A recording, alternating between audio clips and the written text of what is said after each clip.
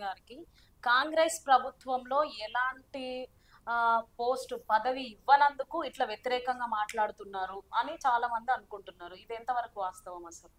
నేను ఇయ్యలేదు అని అంటే నాకు రేవంత్ రెడ్డి గారు గాని, ముఖ్యమంత్రి గారు ఇప్పుడు ఉన్నవారు గాని అందరూ అత్యంత సన్నిహితంగా ఉన్నవాళ్ళే. హ్మ్. అయితే నా ప్రాబ్లమ్ ఏందనంటే, నా ఇష్యూ ఏందంటే ఇష్యూస్ వచ్చినప్పుడు దాన్ని సాల్వ్ చేయాలి. అది సాల్వ్ చేయనప్పుడు ప్రశ్న రాదు. నా ప్రభుత్వం అయినా గాని, ఎవరి ప్రభుత్వం అయినా గాని. ఎందుకంటే తెలంగాణ ఏర్పడక ముందు ఉమ్మడి ఆంధ్రప్రదేశ్ ఉన్నప్పుడు నేను రిటైర్మెంట్ ఎంప్లాయీస్ ప్రస్తుతం వాళ్ళ తరపు నేను మాట్లాడుతున్నా. ఒక 14,000 మంది రిటైర్డ్ అయి ఉన్నారు. అందులో 1000 మంది లంచాలిచ్చి వాళ్ళ పైసలు తెచ్చుకున్నారు. ఇంకా 13,000 మందికి డబ్బులు రాలే వాళ్ళ రిటైర్మెంట్ అయిన బెనిఫిట్స్. వాళ్ళకు బెనిఫిట్స్ అని కూడా అనొద్దు దాన్ని.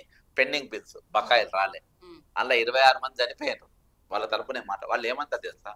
సార్, నేను అడిగిన వాళ్ళను, మీకు ఆంధ్రప్రదేశ్ ఉమ్మడి రాష్ట్రం ఉన్నప్పుడు రిటైర్ కాగానే మీరు డబ్బులు ఇచ్చేదా అంటే, నెల రోజులను మొత్తం క్లియర్ చేసేది. తెలంగాణ వచ్చినాక మీకు అప్పటికిప్పటి తేడా ఏంటంటే, ఏం లేదు సార్, తువాలో పెట్టుకొని చెప్తాను కొట్టుకున్నట్టు ఉన్నది మా పరిస్థితి ఆంధ్ర ఉన్నప్పుడే బాగుండే, ఇది సెపరేట్ తెలంగాణ అయినప్పుడు బాగాలేదు అని. మేము మిలియన్ మార్చ్ లో పాల్గొన్నాము అంటే ఎందుకు ఆ మాట అంటే, ఈ రోజు మా తరపున మాట్లాడేటువంటి మేధావి ఎవరు లేరు అంటారు. మా తరపున మాట్లాడేటువంటి ఏ గొంతుకలు లేవంటారు. మా తరపున ఒక కోదండరాం వస్తలేడు, ఒక ఉద్యోగ సంఘాలు వస్తలేవు. 26 మంది చచ్చిపోయిన ఒక్క సాగు కూడా పోలేదు. అంటే వాళ్ళు గవర్నమెంట్ లోనే ఉన్నారు కదా సార్, గవర్నమెంట్ కి వ్యతిరేకంగా మాట్లాడలేరు కదా. ఇప్పుడు ప్రొఫెసర్ కోదండరాం కూడా గవర్నమెంట్ లోనే ఉన్నారు కదా, మాట్లాడలేరు కదా. మరి మిలియన్ మార్చ్ ప్రభుత్వానికి వ్యతిరేకం కాదు అప్పుడు. అప్పుడే కేంద్ర రాష్ట్ర ప్రభుత్వాలు వ్యతిరేకం, సకల జన సమ్మె ప్రభుత్వానికి వ్యతిరేకం కాదా? వీళ్ళందరి మీద కేసులు కాలేదా? వీళ్ళ జీతాలు ఆగలేదా? తెలంగాణ ఏంటంటే స్వయం పాలన, మా పాలన మాకు వస్తాయని, మా పాలన మాకు వచ్చిన తర్వాత మమ్మల్ని ఎగిరితంతారని చెప్పి వాళ్ళు ఊహించలేదు. ఈరోజు ముందున్న అయితే ఇంకోటి, ఆంధ్రప్రదేశ్ ఉమ్మడి రాష్ట్రం మనం విడిపోయేటప్పుడు మనకు మిగుల బడ్జెట్ 16,000 కోట్లు ఇచ్చుకుంటే మనకు పోయింది.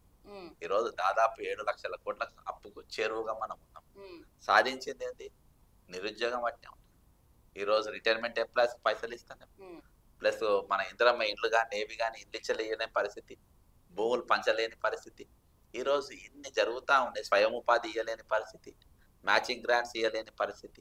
ఇవన్నీ ఈ 10 ఏళ్ళు, నేను రేవంత్ రెడ్డి గారు ఈ 10 ఏళ్ళు నడిచిన దుకాణం, 11 సంవత్సరాలకే నడిచిన దుకాణం అదే. మరి తెచ్చుకున్న తెలంగాణ దేనికోసం, ఎవరి కోసం, ఎవరి పాలైంది తెలంగాణ అనేది అదే. నేను ముఖ్యమంత్రి కానీ, ప్రభుత్వాన్ని కానీ, వాళ్ళని, మా పార్టీ వాళ్ళని కానీ అందరినీ అదే అడుగుతున్నా. నేను రేవంత్ రెడ్డి గారు పార్టీలోకి వచ్చినప్పుడే నేను all India Congress committee member. ఆయన వచ్చినప్పటికీ నేను రాష్ట్ర ప్రధాన కార్యదర్శి. ఆయన నా ప్రశ్నలు వాటికి జవాబు ఆయన ఇయ్యలేక, నేను దోపిడీ విధానం మేము మార్చుకోలేము కాబట్టి వాళ్ళు నన్ను పక్కన పెట్టిండ్రు. అంతకుమించి